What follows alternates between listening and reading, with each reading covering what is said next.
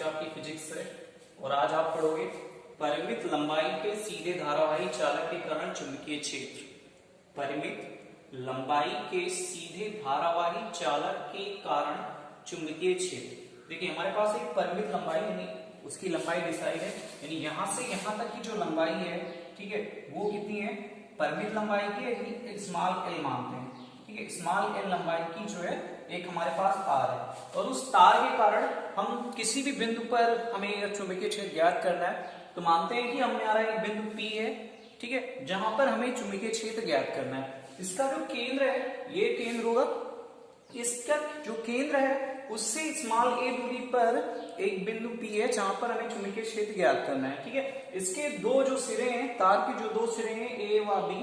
ये जो बिंदु P से φ1 और φ2 कोण बनाते हैं, ठीक है। अब हम चूंकि हमने पढ़ा है बायोट-सेवार्ट का नियम, तो बायोट-सेवार्ट के नियम ने ये बताया था कि हम सबसे पहला काम करेंगे, एक छोटा सा लघु अवयव लेंगे, तार का एक छोटा सा लघु अवयव लेंगे। तो छोटा सा लघु अवयव हमने CD ले लिया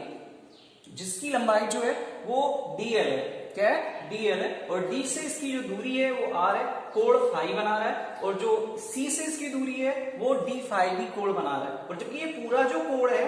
बिंदु A से वो φ2 है, कितना है, φ2 है, ठीक है। अब देखते हैं कि जो बिंदु P से C की जो दूरी है वो थीटा कोण बनाती है, तब इस पे एक लंब डालेंगे, जो लंब पड़ेगा तब D और E से जो दूरी होगी, यानी यहाँ ये दूरी यहां से यहां तक R है तो यहां से भी यहां तक R होगी, इस वजह से लंब डाला गया है, ठीक है। माना कैपिटल L, माना चलो मानते हैं यहाँ पे कैपिटल L लंबाई का हमारे पास एक सीधा चालक AB है, ठीक है, जिसमें I एम्पीयर की धारा बह रही है। इस चालक के समीप कोई बिंदु P है जहां पर हमें चुंबकीय क्षेत्र B ज्ञात करना है, क्लियर हुई बात, B ज्ञात करना है। बिंदु P से चालक AB पर लंब PQ खींचते हैं, ये PQ जो है वो लंब है इस चालक तार के ऊपर, ठीक है, जिसकी लंबाई स्मॉल है। माना चालक AB का अल्पांश भाग CD है जिसकी लंबाई डेल्टा L है, यह जो है फाई और D फाई कोण बनाता है, तब हम बायोट-सेवार्ट का नियम लगाएंगे, अल्पांश डेल्टा या DL में के कारण बिंदु P पर चुंबकीय क्षेत्र कितना होगा, तो B इस DL लंबाई जो अल्पांश है DL लंबाई के कारण बिंदु P पर चुंबकीय क्षेत्र बायोट-सेवार्ट के नियम के अनुसार dP बराबर आपने पढ़ा है mu naught upon 4 pi I dl sine theta upon ये दूरी कितनी है R है, तो हम इसको क्या लिखेंगे R स्क्वायर, ठीक है, ये हो गया। अब लिखेंगे पुनः त्रिभुज CDE में, पुनः त्रिभुज CDE में लिखेंगे, तो ये जाहिर सी बात है, ये थीटा कोण है, तो जाहिर सी बात है साइन थीटा बराबर आपने पढ़ा है लंब बटे कर्ण होता है, लंब बटे कर्ण होता है। तो आपका जो लंब है वो ये है DE, तो क्या लिखेंगे DE आपका लंब है, और कर्ण क्या होगा, कर्ण होगा CD, यानी CE जो होगा वो आपका आधार होगा नहीं होगा, क्योंकि आपने पढ़ा है सबसे बड़ी भुजा कर्ण होती है, हाँ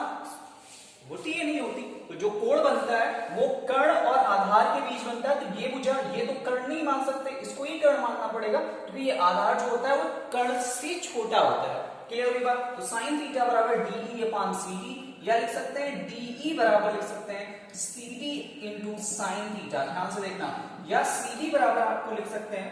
DL, तो ये साइन थीटा, यानी DE बराबर आपका आएगा DE बराबर DL साइन थीटा। अब चूंकि अब जानते हैं जो DE है, D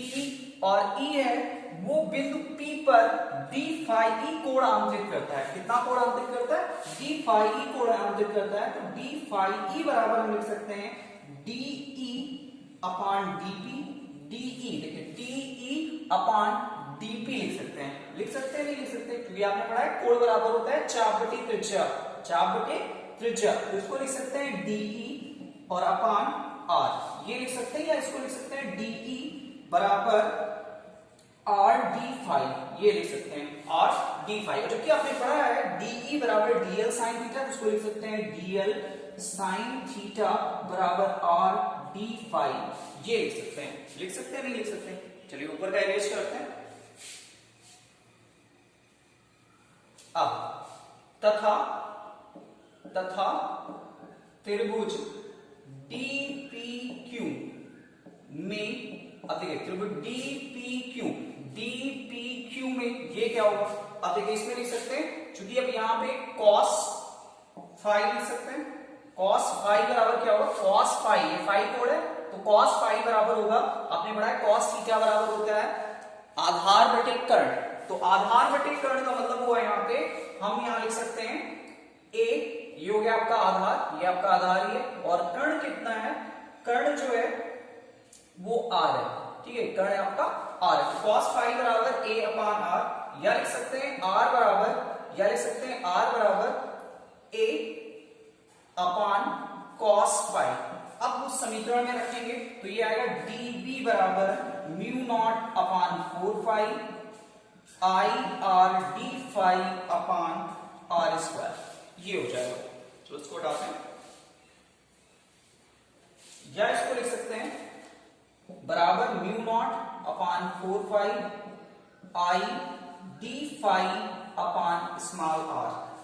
या फिर से लिख सकते हैं इसको डी बी बराबर mu naught upon 4 phi I cos phi into d phi, ठीक है, cos phi into d phi upon a. अब ये cos फाई कहां से आया, तो cos फाई आपने निकाला था डी फाई बराबर जो होता है, ये आपने भी निकाला था r बराबर cos फाई अपान ए, ये पढ़ा था आपने, ठीक है, ये हो गया, ये आपका हो गया डी फाई बी हमने निकाला है, चुंबकीय छेद निकाला। आप जानते हो चूंकि जो बिंदु P है वो तार के दोनों से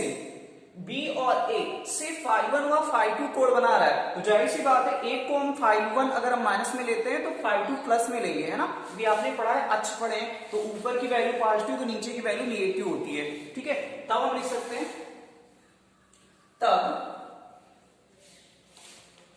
अतः संपूर्ण चालक AB के कारण बिंदु P पर चुंबकीय, ये जो निकल गया है केवल CD के कारण चुंबकीय क्षेत्र P पर निकल गया है, केवल CD जो अल्पांश dl है उसके कारण बिंदु P पर चुंबकीय क्षेत्र निकल गया है। अब पूरे तार के कारण नहीं, पूरे तार जो L लंबाई का तार है उसके कारण चुंबकीय क्षेत्र, तो B बराबर लिख सकते हैं इंटीग्रेशन, क्लोज इंटीग्रेशन, चलो क्लोज नहीं लिखते हैं, ठीक है, इंटीग्रेशन φ1 वो भी माइनस में और φ2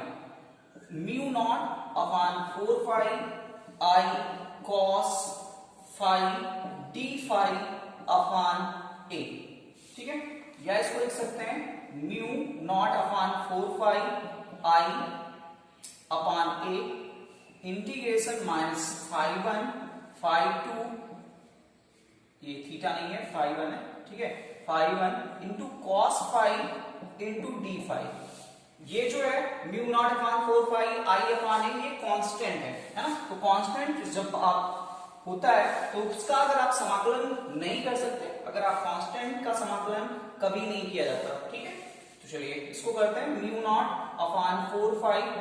आई अपान ए, और इसको करते हैं cos फाई, जो आपने पढ़ा है समाकलन cos फाई का करते हैं तो sin फाई आएगा, ये नहीं आएगा sin फाई, ये आया इंटू φ1 माइनस में और φ2 आएगा, या इसको लिख सकते हैं mu naught upon 4 phi I upon ए, और इसको कर देते हैं तो ये आएगा sin φ2 माइनस sin φ1, ठीक है, ये माइनस में, अब ये करेंगे तो ये आएगा mu naught upon 4 phi I upon ए, और ये आता है sin φ2 और प्लस sin φ1, ये आएगा, या इसको लिख सकते हैं mu naught upon 4 phi I upon A sign φ1 plus sign φ2, ये आपका होता है पूरे तार के कारण चुंबकीय क्षेत्र, पूरे तार के कारण चुंबकीय क्षेत्र, ठीक है, चलिए कट गया है, नहीं दिख रहा है तो इसको थोड़ा ऊपर लिख देते ताकि आप देख लो, ठीक है, इसको लिखेंगे B बराबर mu naught upon 4 phi I upon A sign φ1 plus sign φ2, ठीक है, ये फार्मूला होता है पूरे तार के कारण चुंबकीय क्षेत्र, पूरे तार के कारण चुंबकीय क्षेत्र, ठीक है, याद करना होता है इस नियम से, ठीक है, तो आप लोग बड़े आराम से इसको समझ सकते हो, अगर आप थोड़ा मेहनत करेंगे तो अच्छे से समझ में आएगा, ठीक है, थोड़ा मुश्किल जरूर है लेकिन अगर आप मेहनत करोगे समझ में आएगा।